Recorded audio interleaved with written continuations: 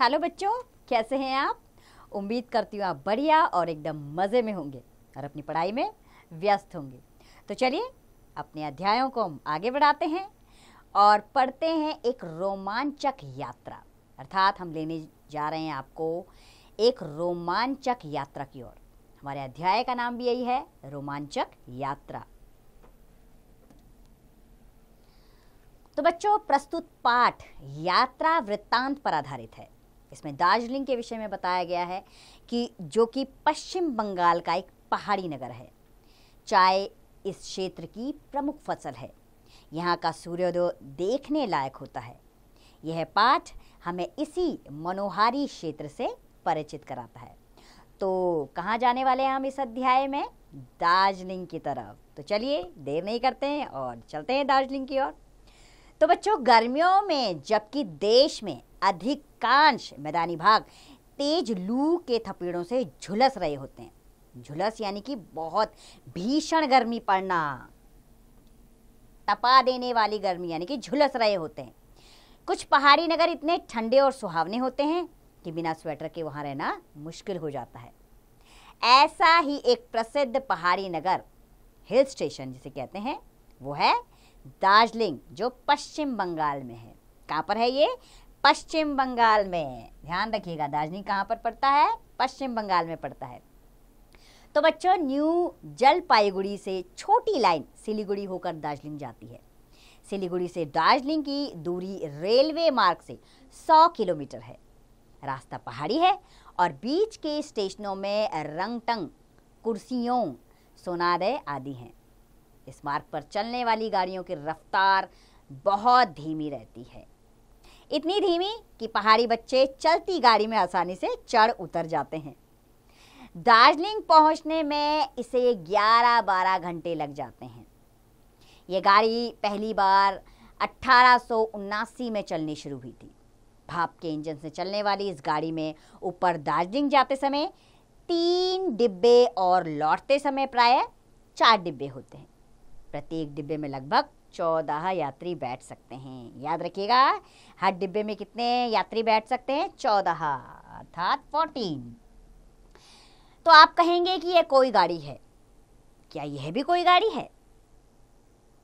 कितनी छोटी, कितनी धीमी चलने वाली, बिल्कुल बच्चा गाड़ी की तरह है। बच्चा गाड़ी है जैसे कि बच्चे चलाते हैं अपने टॉय साइकिल, उस तरह की गाड़ी है।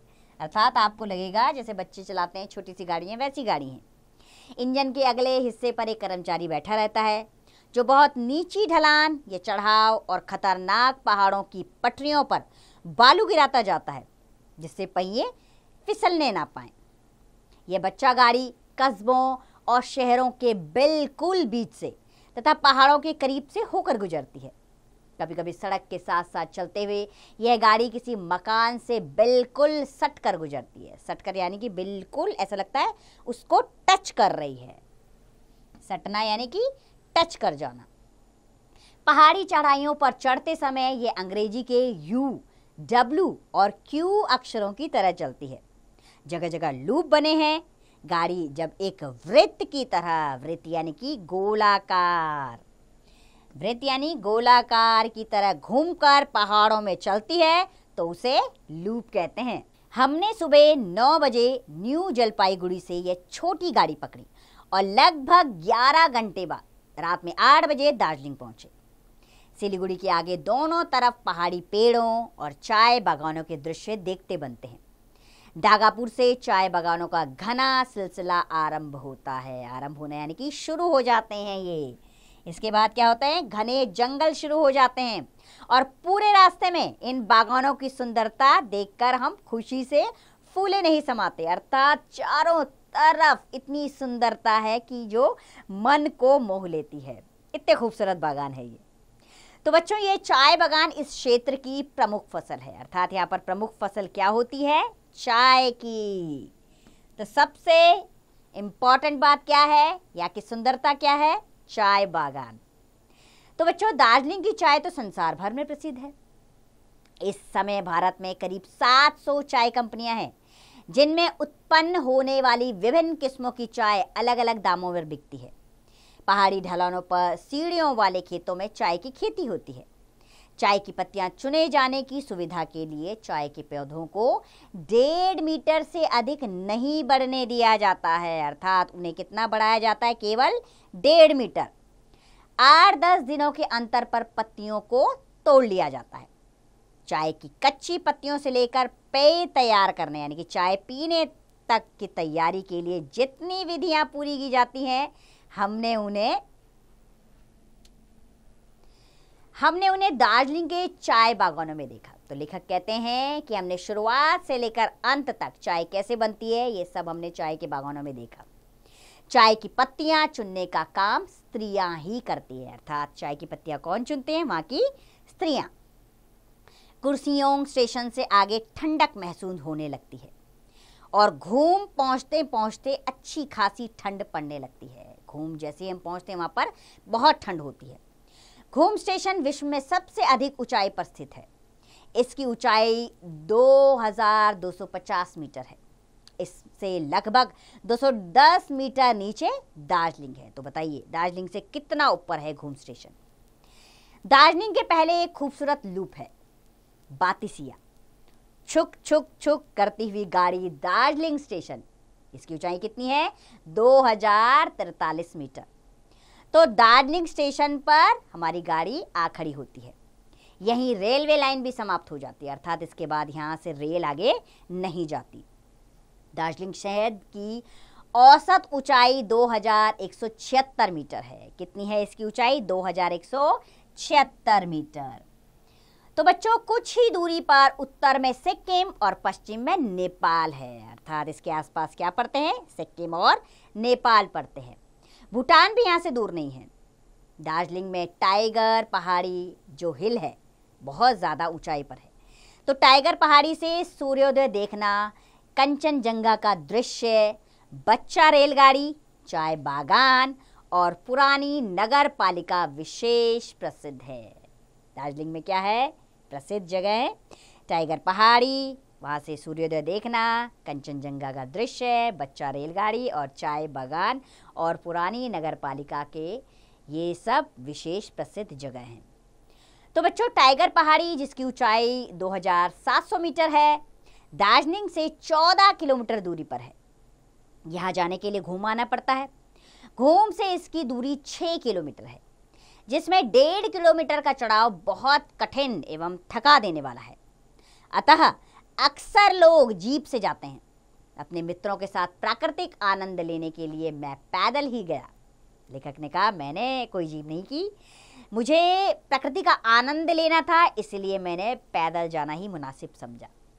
सुंदर प्राकृतिक शोभा देखकर यात्री अपने को भूल ही जाते हैं, अर्थात इतने मनोरम दृश्य हैं वहाँ के कि लोग स्वयं को भूल जाते हैं, उन दृश्यों को ही देखते रह जाते हैं। 4 बजे भोर के समय ही हम वहाँ पहुँचे।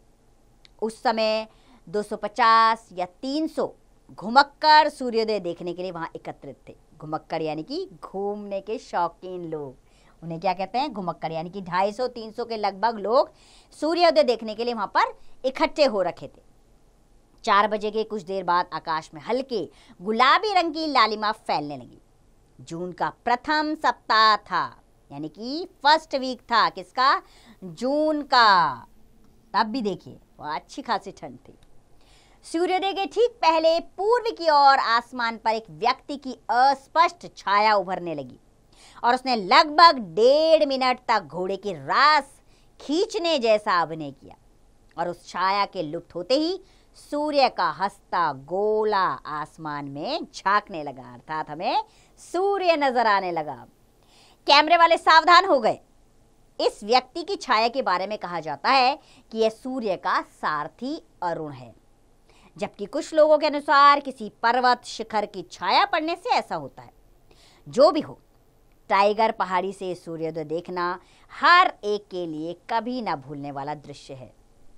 बच्चों कंचनजंगा की चोटियां सोने जैसी चमक रही थी। ऐसा लग रहा था जब उसमें सूर्य की किरण पड़ रही थी तो ऐसा लग रहा था वहां पर सोना बिखरा हुआ है। सूर्योदय के समय कंचनजंगा शिखर बिल्कुल पीला लगता है। यह शिखर भारत में सबसे ऊंचा पर्वत शिखर है। इसकी ऊंचाई 8598 मीटर है। तो बच्चों दोपहर में यह दूध की तरह सफेद दिखता है। क्योंकि बर्फ ही बर्फ गिरी रहती है।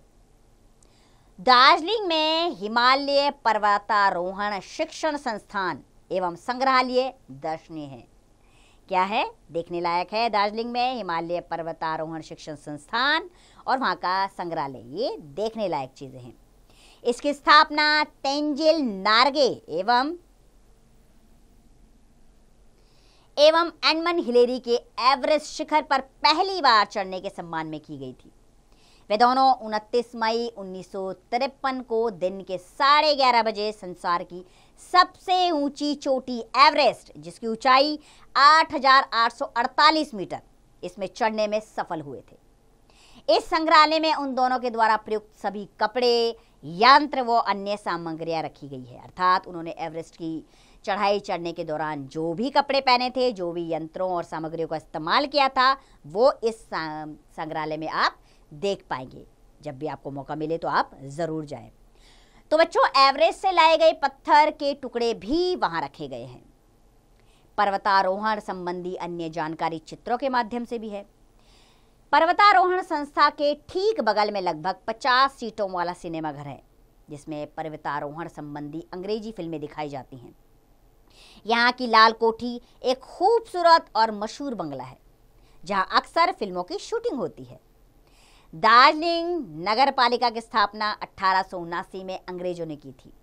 यहाँ के अन्य दर्शनीय स्थानों में राजभवन, गोलघर जो वर्धमान प्लेस है, और सूर्य मंदिर, सेंचेल झील, जापानी मंदिर, रेस कोर्स, वनस्पति उद्यान, सरवरी पार्क, नायडू स्मृति भवन और चिड़ियाघर आदि यहाँ पर प्रसिद्ध है। तो बच्चों, मकान लकड़ी के बने होते हैं। यहाँ के छतें तिरछी एवं ढलवा होती है। लोग यहाँ पर झरनों से पानी एकत्र किया करते हैं। पानी की कमी है, इसी कारण सार्वजनिक नल कम दिखाई देते हैं। पानी इतना ठंडा होता है कि एक गिलास से अधिक पिया नहीं जा सकता। प्रत्येक घर में झबरा जाति के कुत्ते पाए जाते हैं। यहाँ के निवासी गर्मी के डर से नीचे यानी मैदानों में आना पसंद नहीं करते। मुख्य भाषा नेपाली और बंगला है। यहाँ की मुख्य भाषा कौन सी है? नेपाली और बंगला। ध्यान से समझिएगा, मुख्य भाषा कौन सी है? नेपाली और बंगला। यहाँ के अधिकतर दुकानदार पूर्वी उत्तर प्रदेश और बिहार के रहने वाले हैं। घूम में एक बलिया निवासी ने यह जानकर कि हम उत्तर प्रदेश से आए हैं, हमें जलपान कराया और कई बार अनुरोध करने पर भी यह कहकर पैसा नहीं लिया कि हम लोग बार बार नहीं मिलेंगे। तो लेखक को यहाँ घूमकर बहुत मजा आया दार्जिलिंग में। उन्होंने अपने इस अनुभव को इस पाठ के जरिए आपके सामने रखा। तो बच्चों, इस पाठ को सुनकर आप भी बेचैन हो गए होंगे दार्जिलिंग जाने के लिए। बिल्कुल, आपको भी जब मौका मिले तो आप भी दार्जिलिंग जरूर जाइए। बहुत ही सुंदर, खूबसूरत और ठंडी जगह है। गर्मियों में विशेष तौर पर जाने लायक है। मुझे पूरी उम्मीद है ये अध्याय आपके मन को छू गया होगा और आप भी दार्जिलिंग के विषय में और जानकारी जानने के लिए उत्सुक हो गए होंगे। गूगल, यूट्यूब पर आपको जानकारियाँ मिल जाएंगी, लेकिन जो वास्तविक जानकारी आपको मिल सकती है वो वहाँ घूमने से ही मिल सकती है। तो आप भी ज़रूर जाइएगा। अब इस पाठ का अभ्यास कार्य आप स्वयं कीजिए।